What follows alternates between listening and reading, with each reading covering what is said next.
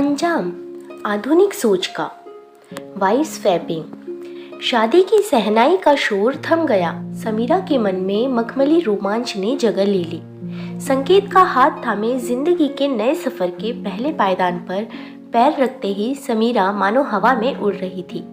छोटे से शहर वाराणसी से सीधे दिल्ली जैसे महानगर में कदम रखते ही खुद को खुशनसीब समझ रही समीरा तो साथ में ससुराल में उसको कोई बौने और छोटे विचारों वाली न समझ ले, ये सोचकर संकेत जैसे मॉडर्न ख्यालात वाले लड़के के विचारों संग सामंजस्य बिठाने के लिए समीरा हाई सोसाइटी से ताल मिलाने की पूरी कोशिश कर रही थी।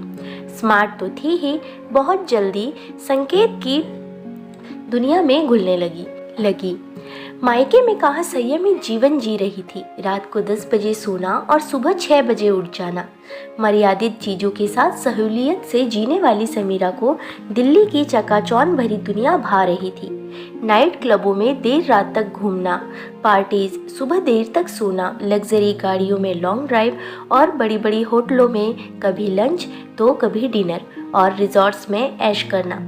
संकेत के इन सारे शौक में समीरा ने खुद को बहुत ही जल्दी ढाल दिया। संकेत को एक से बढ़कर एक अमीर घराने की लड़कियों के रिश्ते आ रहे थे, पर उसे चाहिए थी एक ऐसी लड़की जो पढ़ी लिखी भी हो, सुंदर और स्मार्ट भी हो और संकेत के रंग ढंग में बिना किसी शिकायत के ढल जाए। और ये सारे गुण समीरा में बखूबी भरे हुए थे। समीरा और संकेत एक दूसरे को पाकर बहुत खुश थे। घर का माहौल भी स्वच्छंदतावाद से भरपूर था। कोई किसी की जिंदगी में दखल अंदाजी नहीं करता। हर कोई अपने अपने तरीके से जिंदगी जी रहे थे। एक दिन संकेत ने कहा, समीरा सुनो, आज मेरे दोस्त देव के जन्मदिन की पार्टी हिलव्यू रिजॉर्ट में रखी हुई है। तुम्हें वो ब्लैक गाउन के साथ और रियल पर्ल के हल्के इयररिंग पहनकर रेडी होना है, जिसमें तुम आसमान की परी लगती हो। समीरा ने कहा, okay baby, as you like. और शाम 7 बजे समीरा टिप टॉप तैयार होकर निकली तो संकेत देखता रह गया। कयामत लग रही थी। ब्लैक इवनिंग गाउन, स्ट्रेटनिंग किए हुए बाल, लाल कलर की लिपस्टिक और क्रीम रियल पर्ल के लंबे इयररिंग में समीरा का रूप खिले हुए ताजा कमल जैसे लग रहा था। संकेत ने समीरा को बाहों में भरकर किस कर लिया और दोनों निकल गए BMW में बैठकर। जैसे ही दोनों रिजॉर्ट में दाखिल हुए, सबकी नज़र समीरा के ऊपर लोह चुंबक की तरह चिपक गई। सारे मर्दों के मुंह से आह निकल गई, खासकर जिसका जन्मदिन था। उस देव के शैतानी दिमाग ने तो समीरा को पाने का प्लान भी बना लिया। संकेत मन ही मन अपनी पसंद पर इतरा रहा था। पार्टी पूरे शबाब पर थी। ऐसी पार्टियों में शराब सिगरेट आम बात होती है और अब तो आधुनिकता के नाम पर लड़कियां भी इन चीज़ों को अपनाने से हिचकिचाती नहीं। तो संकेत के आग्रह पर समीरा ने मन ना होते हुए भी कहीं संकेत बुरा ना मान जाए, ये सोचकर 2-3 पैग लगा लिए। पश्चिमी संगीत पर नृत्य करते करते सब एक दूसरे के साथी के साथ बाहों में बाहें डालकर झूम रहे थे। देव डांस करते करते समीरा का हाथ पकड़कर डांस फ्लोर पर ले गया। समीरा की मरमरी बाहों को छूते ही देव के तन बदन में आग लग गई और संगीत रुकवाकर अनाउंसमेंट करते बोला, हेलो दोस्तों, क्यों ना आज एक नया खेल आजमाकर एंजॉय करें। खेल का नाम है वाइफ स्वैपिंग, जिसमें सब अपनी अपनी गाड़ी की चाबियां एक कटोरे में रखते हैं और सबकी बीवियों की आंखों पर पट्टी बांधकर उस कटोरे में से एक चाबी उठाने को बोलते हैं। जिसके हाथ में जिसकी चाबी आएगी वो दोनों आज रात एक साथ बिताएंगे। बोलो मंजूर? हम सब अपने अपने साथी के साथ तो रोज़ आनंद उठाते ही है, क्यों ना आज एक दूसरे के पार्टनर के साथ मजे लूटे। पार्टी खुले ख्यालात वाले आधुनिक लोगों की थी तो किसी ने विरोध नहीं किया। सबने देव की बात पर रजामंदी दे दी। सब नशे में चूर थे तो उसका फ़ायदा उठाते देव ने जानबूझकर अपनी तीनों गाड़ियों की चाबियां सबसे ऊपर रखी ताकि कोई एक तो समीरा के हाथ में आए और चाबी उठाने की पहली बारी समीरा की ही रखी। समीरा ने पहली बार शराब पी थी तो नशे में क्या हो रहा है ये सोचने की हालत में नहीं थी।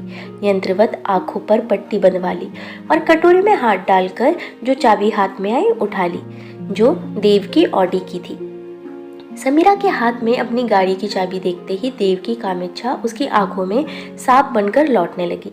फटाफट खेल खत्म करवाकर सब अपने अपने हिस्से में आए साथी के साथ रूम में आ गए। सबने बेहिसाब शराब पी थी, किसी को होश नहीं था क्या करने जा रहे थे।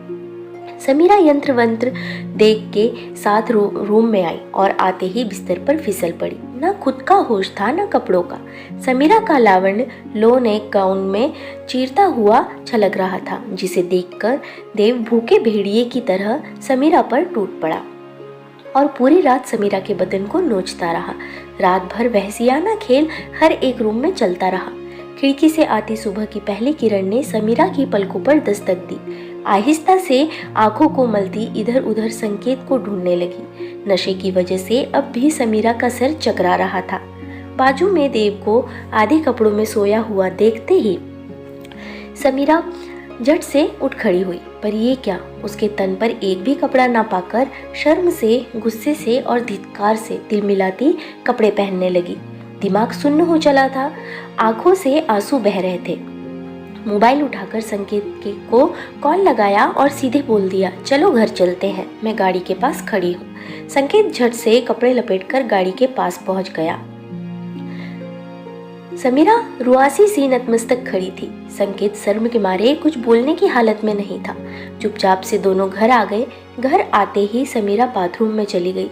एक एक अंग की देव से वहशीपन की बू आ रही थी। शावर की धार के साथ आंखों से भी आबशार बह रहे थे। तन की काली घिस घिस कर मिटा रही थी और सोच रही थी, समीरा मन पर पड़ी कालिक स्याही गहरी होती जा रही है, कैसे मिटा पाओगी वो दाग जो रूह की जमीन पर छप गया है। आधुनिकता में ढलकर घिनौने दलदल में फिसल रही हूँ। ये मैं क्या से क्या होती जा रही हूँ। संकेत का बर्ताव मानो कुछ नहीं हुआ जैसा सामान्य देखकर समीरा तिलमिला रही थी। कैसे कोई मर्द अपनी पत्नी को किसी और की आगोश में बर्दाश्त कर सकता है। आज देव ने मुझे नोचा, कल कोई दूसरा। उफ, उल्टी समीरा के हलक तक आ गई। खुद की नजरों से मानो गिर रही थी।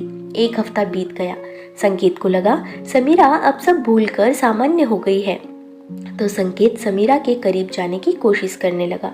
पर संकेत के नजदीक आते ही समीरा को देव का घिनौना स्पर्श याद आ गया तो दिमाग ज्वालामुखी की तरफ फटने लगा। समीरा संकेत को धक्का देकर चिल्लाते हुए घर से बाहर निकल गई। बड़े घराने की आधुनिक सोच को समीरा अपना तो रही थी, पर बचपन के संस्कार मन को कचोट रहे थे। सब कुछ अपना लिया था, पर इज्जत की असक्यामत पर लगा दाग समीरा को पागल कर रहा था। खुद की नजरों से ही मानो गिर रही थी। ख्यालों की गुत्थियों में उलझते चलते कब नजदीकी रेलवे ट्रैक पर आ गई पता नहीं चला। तन पर लगी कालिक ने मन पर कब्जा ले लिया था। एक विचार दिमाग में घूम रहा था, ताउम्र उस बोझ को ढोकर कैसे जीऊंगी। यही विचार से जूझते एक ठोस निर्णय के साथ रेलवे ट्रैक के बीचों बीच खड़ी समीरा और शर्मसार होना नहीं चाहती थी। आंखें बंद तन को मौत के हवाले करती फुल स्पीड में आ रही राजधानी एक्सप्रेस के आगे दौड़ पड़ी। ट्रेन की विसिल में एक चीख दब गई और खून की झील में एक मासूम और नाजुक तन की कालिक धुल गई। तो फ्रेंड्स, आपको ये स्टोरी कैसी लगी, इस पर अपनी राय कमेंट बॉक्स में ज़रूर बताएं। वीडियो को लाइक शेयर ज़रूर करें, क्योंकि आपके लिए मैं ऐसी ही अच्छी अच्छी कहानियाँ और सुविचार लेकर आते रहती हूँ। और चैनल सब्सक्राइब करके बेल आइकन दबाएं, जिससे आने वाले हर लेटेस्ट वीडियो की नोटिफिकेशन आप तक सबसे पहले पहुँचे। धन्यवाद।